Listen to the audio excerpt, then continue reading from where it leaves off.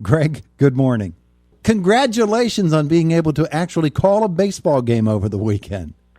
I'll tell you, Todd, it felt really good. It really did. Other than, and it's a big factor, other than the fact that the fans were not in the stands and you looked around and all the seats were empty and you saw that the temporary tents, the canopies where players sat behind home plate or out in left center field by the bullpens. Other than that, and again, that's huge, it felt normal. I mean, it felt good. They were playing a different team. It was an exhibition game against the Indians, a really good lineup. Joe Musgrove looked really sharp. Chad Kuhl and Stephen Brault followed, and they looked good. And Colin Moran looked good. And Gerard Dyson in center field looks like he's going to track down everything. And I mean, they did, I thought, a nice job. That pumped in crowd noise over the PA system will help. And I'm really looking forward to see what it looks like tonight in Cleveland.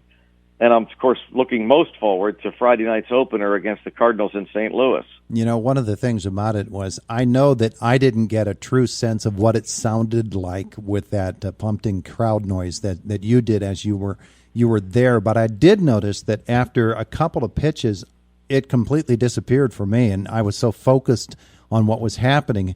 And you're right, didn't Musgrove look sharp? I think that's the thing, you know, when you're watching those guys perform, the best players in the world perform at their craft, and someone like Musgrove, his final tune-up before opening day, is out there pitching like he knows he can, and adding another pitch to his repertoire, and working with Jacob Stallings and throwing strikes, and that was, again, a really good lineup for Cleveland that they brought.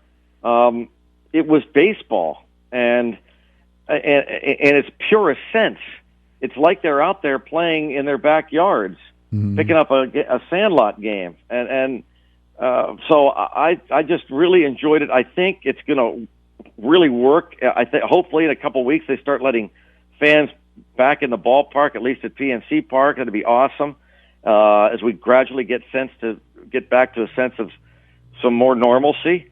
And I really can't rave enough about what it was like for all of us to be back at that ballpark watching baseball again. Yeah, absolutely. All right, so this week, as they look forward to St. Louis on Friday night, they've still got some work to do, and that work has to do with shaping this roster the way that it's going to be, this pitching rotation, who's going to be on this team. Cole Tucker is really intriguing in this whole mix, isn't he?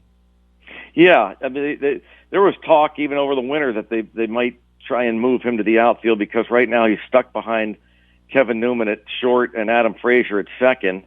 And you could see maybe a hole, especially with Polanco out, a little bit of a hole in the outfield. And he's such a good athlete.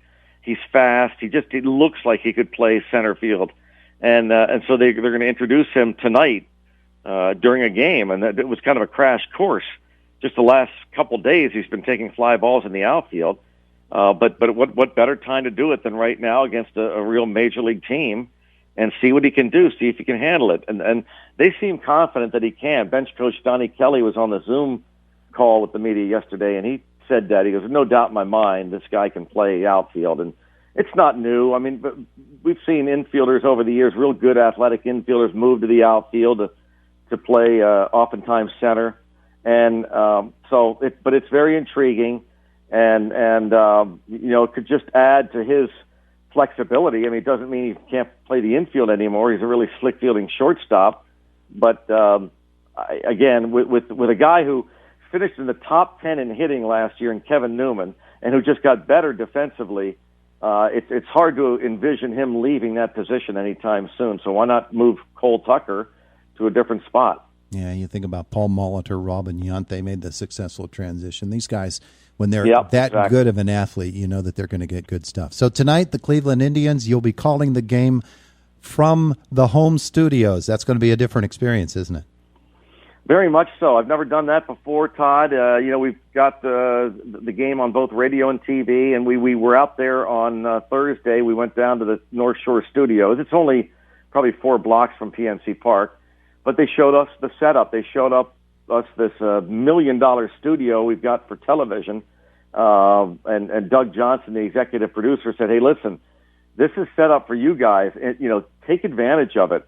I mean, where would you rather be, here or the press box at Wrigley Field? We all kind of chuckled, which we all had to pause and think about that for a moment because that TV booth is so awful at Wrigley in Chicago.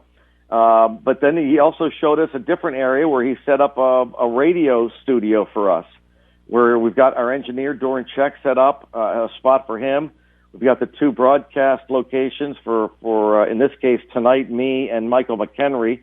And then we've got like 3 big screens on the wall for us to look at the program, with the TV program, and also the other cameras that are available from, in this case, Cleveland tonight.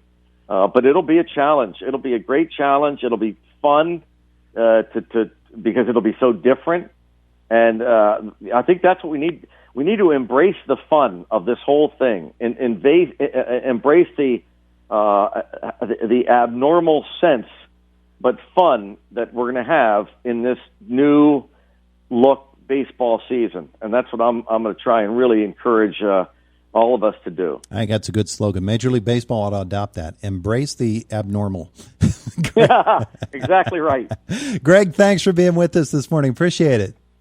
Todd, thanks a million, man. Have a great day.